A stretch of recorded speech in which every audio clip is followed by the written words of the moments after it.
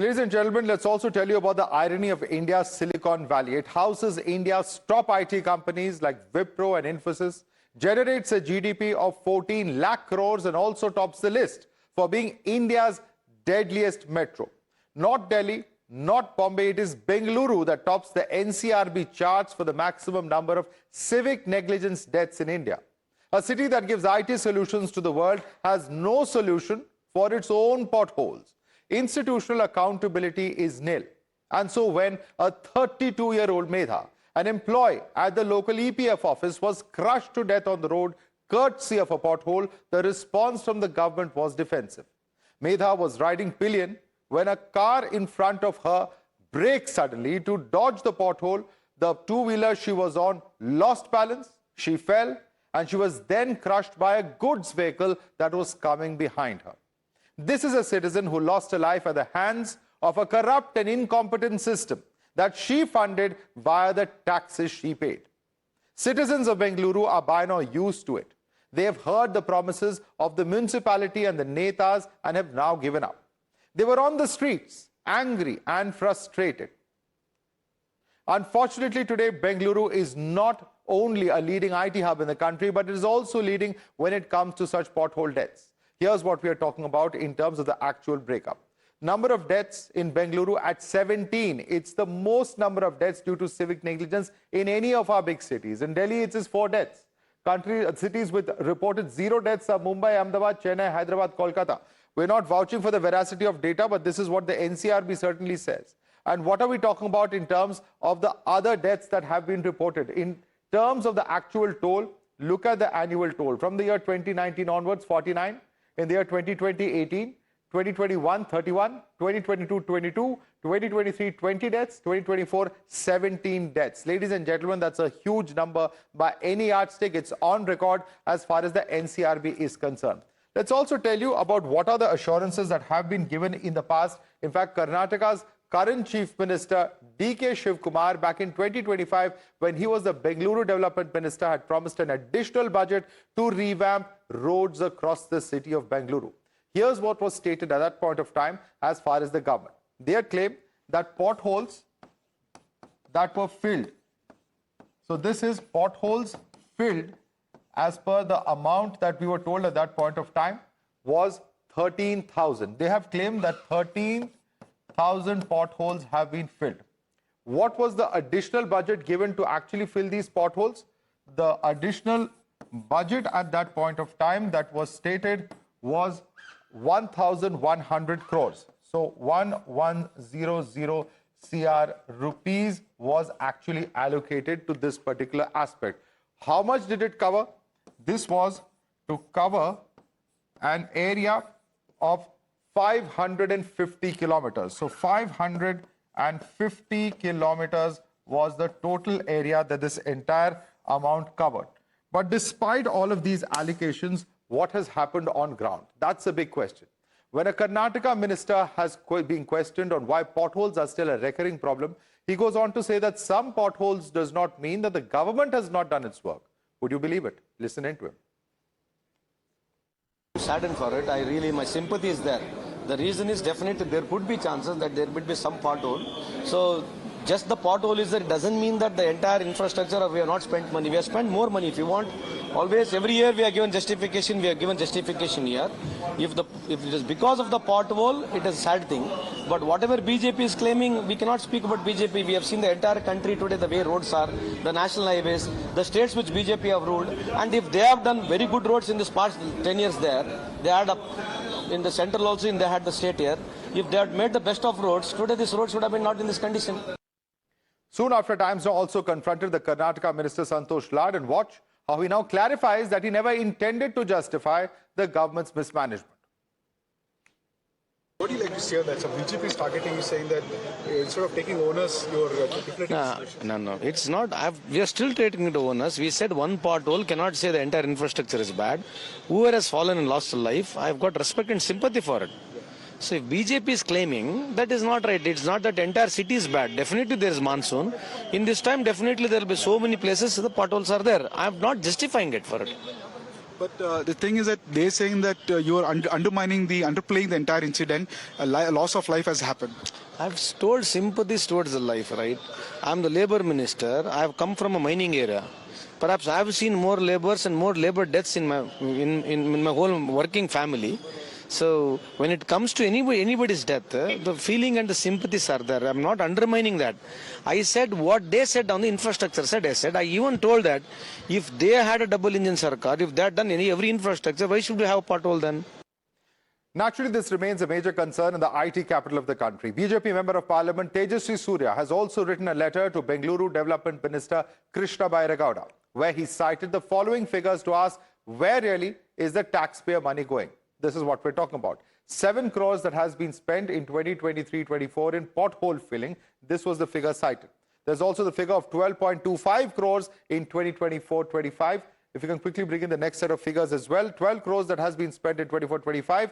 There's also 750 crores that was allegedly spent in September 2025 for pothole filling. 2,200 crores in October 2025 road repair and pothole filling.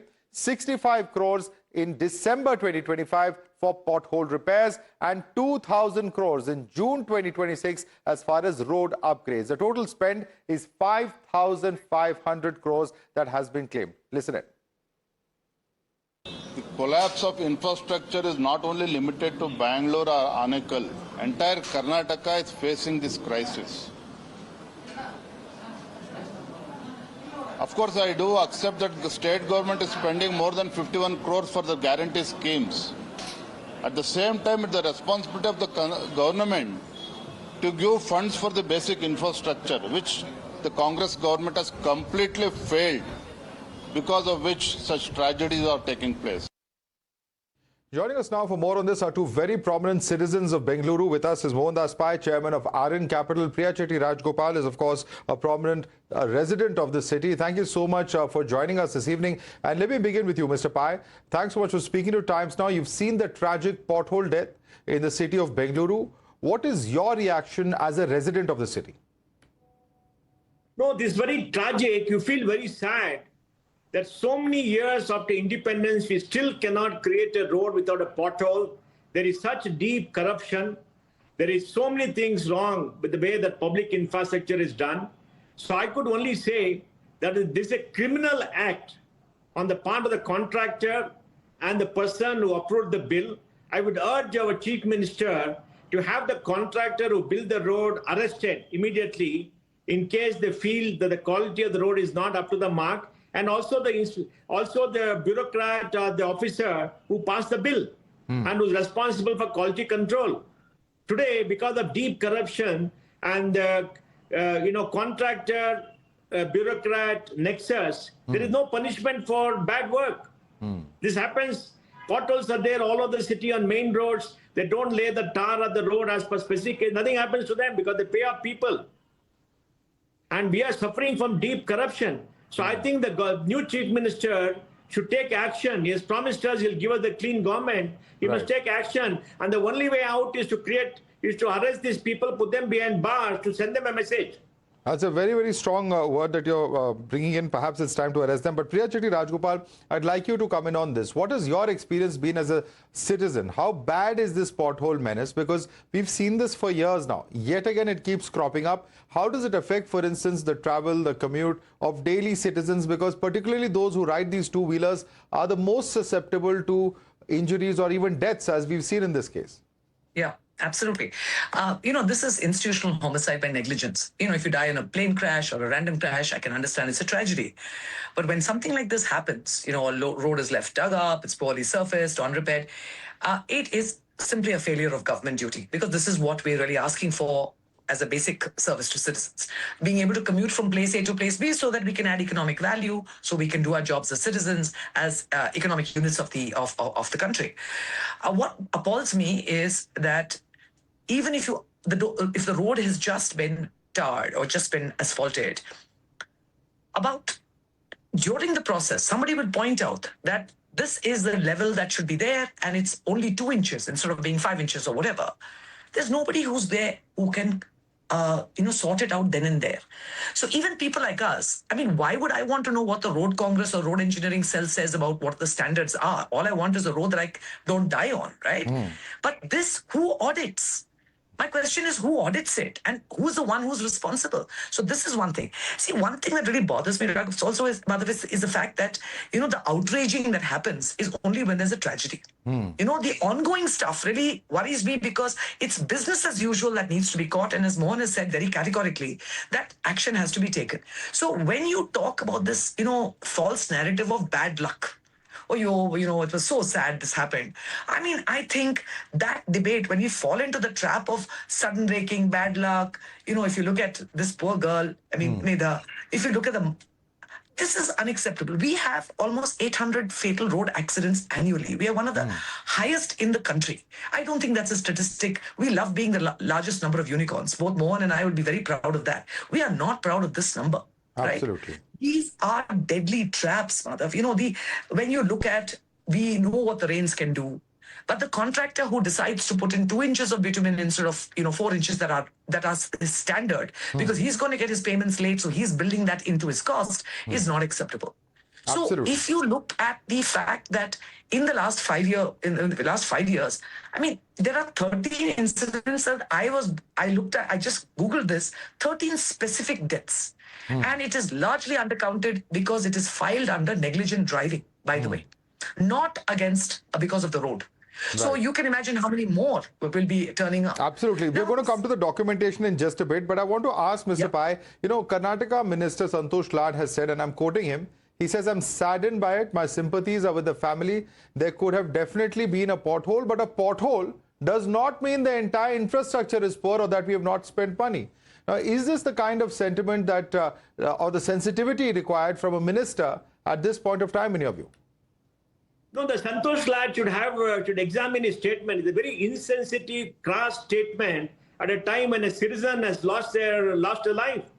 This is a typical feudal attitude of these ministers who make these loose statements.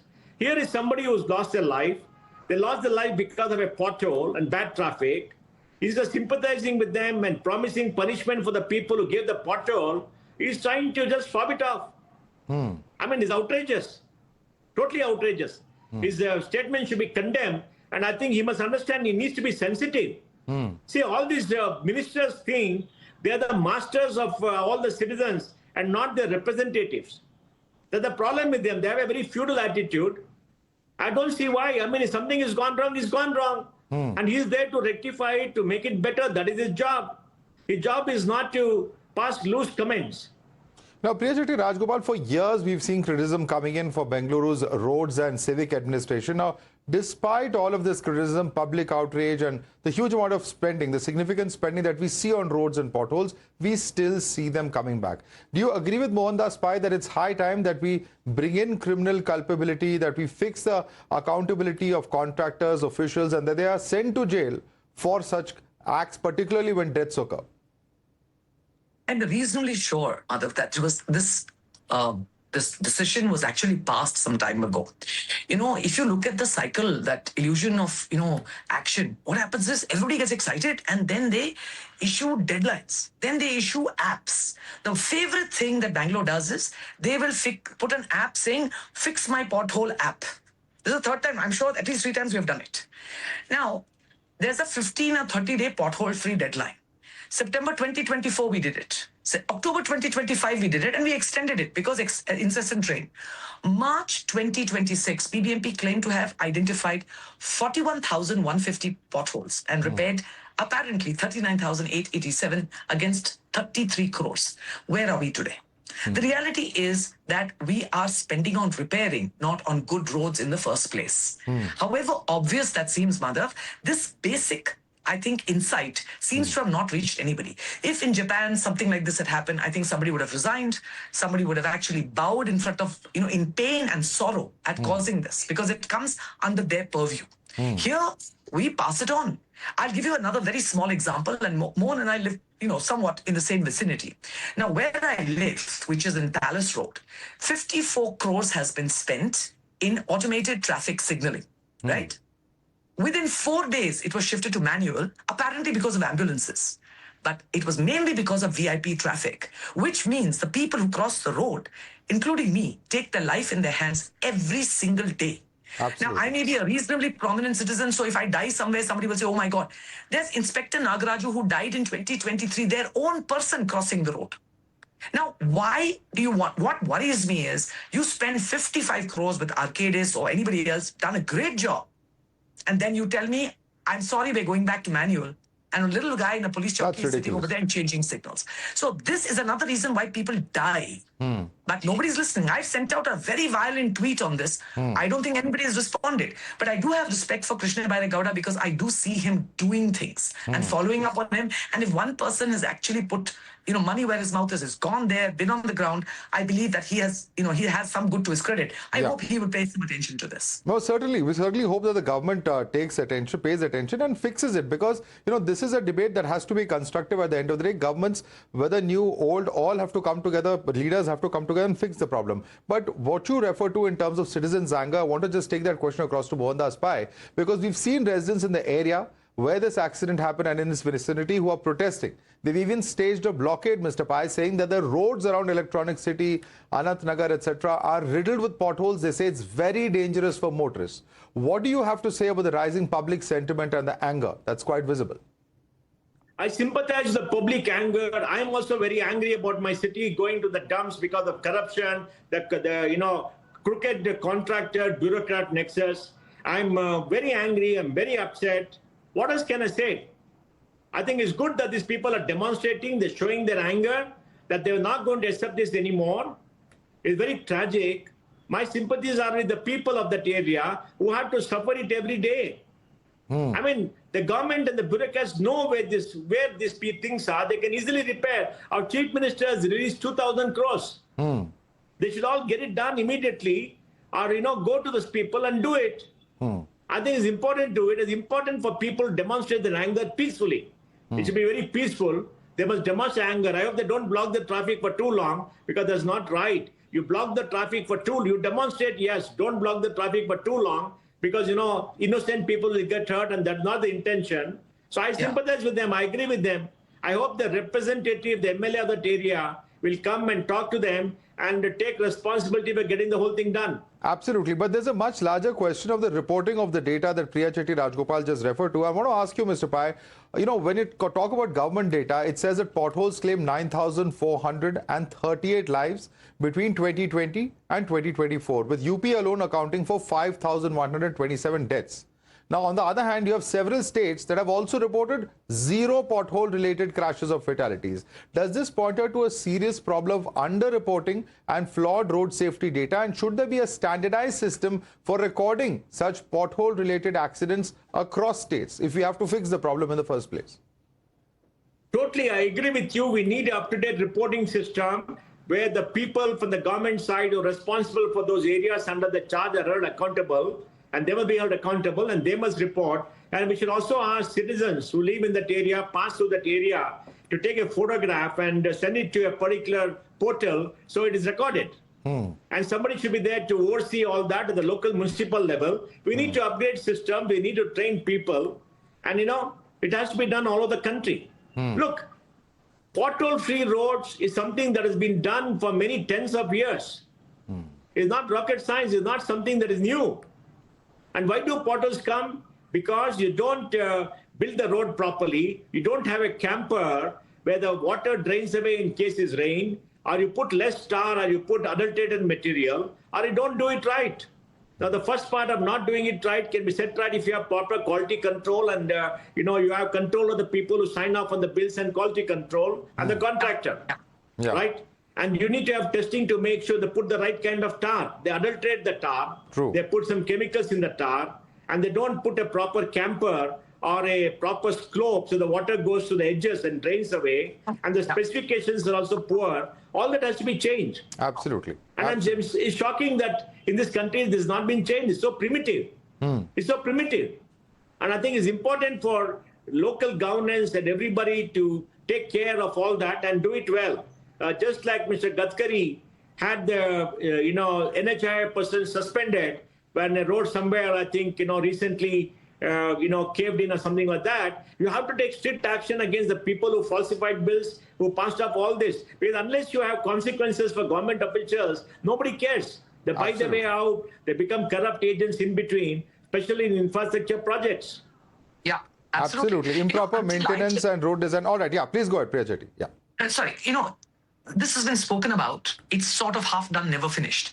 Until an executive engineer or a contractor or a municipal official, this is important, is booked under the section 105 of BNS, which is culpable homicide not amounting to murder, nothing will change. You will get guys down the rank, some low-level worker, some bus driver.